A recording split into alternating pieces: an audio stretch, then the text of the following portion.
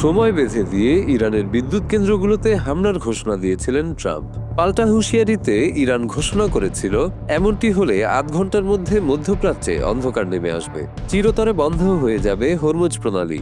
এমন হুঙ্কারের ২৪ ঘন্টা না পেরোতেই ট্রাম্প ঘোষণা দিয়েছেন, ইরানের বিদ্যুৎ কেন্দ্রগুলোতে হামলা চালাবে না যুক্তরাষ্ট্র ইসরায়েল। এদিকে সৌদি আরব এবং বাহরাইনের মার্কিন ঘাঁটিতে ভয়াবহ আক্রমণের দাবি করেছে ইরানের আইআরজিসি। বিশ্লেষকরা বলছেন, ইরানের হুঙ্কারের পর বিদ্যুৎ কেন্দ্রগুলোতে হামলার সিদ্ধান্ত থেকে পিছু হটতে অনেকটা বাধ্য হয়েছে যুক্তরাষ্ট্র। তবে ট্রাম্পের এই পিছিয়ে যাওয়া দীর্ঘস্থায়ী কোনো সিদ্ধান্ত নয়, এটা কয়েকদিনের জন্য। আগামী ৫ দিনের জন্য ইরানের বিদ্যুৎ কেন্দ্র ও জ্বালানি অবকাঠামোগুলোতে সব ধরনের সামরিক হামলা স্থগিতের ঘোষণা দিয়েছেন যুক্তরাষ্ট্রের প্রেসিডেন্ট ডোনাল্ড ট্রাম্প। নিজের মালিকানাধীন সামাজিক যোগাযোগ মাধ্যম ট্রুথ সোশ্যালে তিনি এই ঘোষণা দেন। ইরানের এসব অবকাঠামোগুলোতে হামলা চালানোর নিজের আলটিমেটাম শেষ হওয়ার মাত্র কয়েক ঘন্টা আগে এই ঘোষণা দিলেন ট্রাম্প। বড় অক্ষরে ট্রাম্প তার পোস্টে লেখেন, আমি অত্যন্ত আনন্দের সঙ্গে জানাচ্ছি, গত ২ দিনে যুক্তরাষ্ট্র ও ইরানের মধ্যে আলোচনা হয়েছে।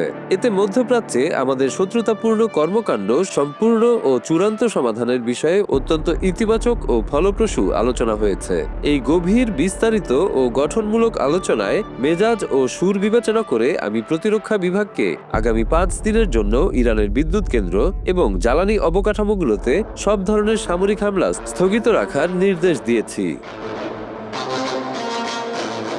ট্রাম্প আরও উল্লেখ করেন, এই আলোচনা সপ্তাহ জুড়ে চলবে, তবে পরবর্তী হামলার সিদ্ধান্ত চলমান বৈঠক ও আলোচনার সাফল্যের উপর নির্ভর করছে। এই বিষয়টির দিকে মনোযোগ দেওয়ার জন্য আপনাদের ধন্যবাদ।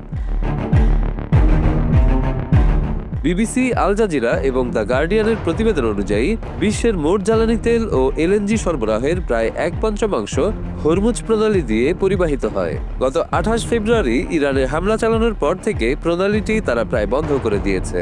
ফলে যুদ্ধ শুরুর পর বিশ্ববাজারে তেলের দাম কখনো কখনো ৫০% বেশি বেড়েছে।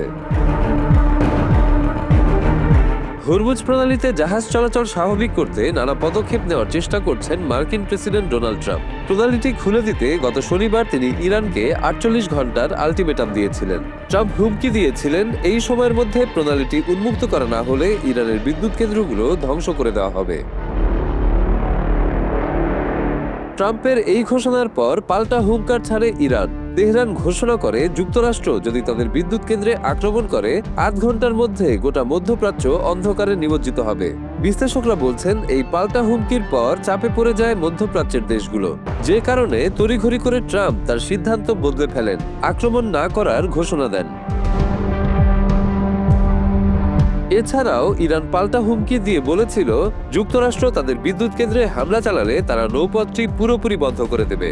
অবকাঠামোগুলো মেরামত না করা পর্যন্ত তা বন্ধই থাকবে। তাছাড়া পুরো অঞ্চলের জ্বালানি ও পানি অবকাঠামোগুলোতে হামলা চালানোর হুঁশিয়ারি দিয়েছিল তেহরান। পাশাপাশি পারস্য উপসাগরে নৌবাহিনী মোতায়েনেরও হুমকি দিয়েছিল ইরান। এদিকে ইরানের ইসলামী বিপ্লবী গার্ড বাহিনীর খাতাম আল আম্বিয়া সদর দপ্তরের একজন মুখপাত্র দাবি করেছেন, তাদের বাহিনী সৌদি আরবের প্রিন্স সুলতান বিমান ঘাঁটি এবং বাহরাইনে অবস্থিত মার্কিন নৌবাহিনীর ৫ম নৌবহরে ক্ষেপণাস্ত্র ও ড্রোন হামলা চালিয়েছে। আইআরজিসির দাবি, সৌদি আরবের প্রিন্স সুলতান বিমান ঘাঁটিতে মার্কিন গোয়েন্দা বিমান মোতায়েন রয়েছে, সেখানে ব্যালিস্টিক ক্ষেপণাস্ত্র দিয়ে হামলা চালানো হয়। তারা এই ঘাঁটিকে মার্কিন সামরিক সরঞ্জাম মোতায়েন ও অভিযানের জন্য একটি গুরুত্বপূর্ণ কেন্দ্র হিসেবে বর্ণনা করেছে। অন্যদিকে ইরানে যুক্তরাষ্ট্র এবং ইসরায়েলের আগ্রাসন আরও বাড়ানো হয়েছে। সোমবার ইরানের রাজধানী তেহরান সহ বিভিন্ন শহরে ব্যাপক বিস্ফোরণের শব্দ শোনা গেছে। তেহরানের মধ্যাঞ্চলে আকাশ প্রতিরক্ষা ব্যবস্থা সক্রিয় হওয়ার পাশাপাশি রাজধানীর পূর্ব ও পশ্চিমাঞ্চলে শক্তিশালী বিস্ফোরণের খবর পাওয়া গেছে।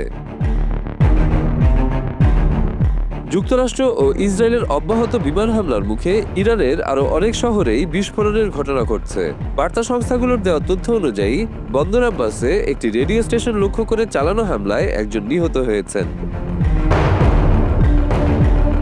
আল জাজিরার প্রতিবেদন অনুযায়ী ইতোমধ্যে ইরানিয়ান রেড ক্রিসেন্ট সোসাইটি জানিয়েছে এখন পর্যন্ত ৮০,০০০-এর বেশি বেসামরিক স্থাপনা হামলার শিকার হয়েছে, যার মধ্যে বেশ কিছু ভবন মাটির সঙ্গে মিশে গেছে। ক্ষতিগ্রস্ত এসব স্থাপনার তালিকায় রয়েছে হাসপাতাল, স্কুল, শিক্ষা প্রতিষ্ঠান ও রেড ক্রিসেন্টের নিজস্ব কার্যালয়ও।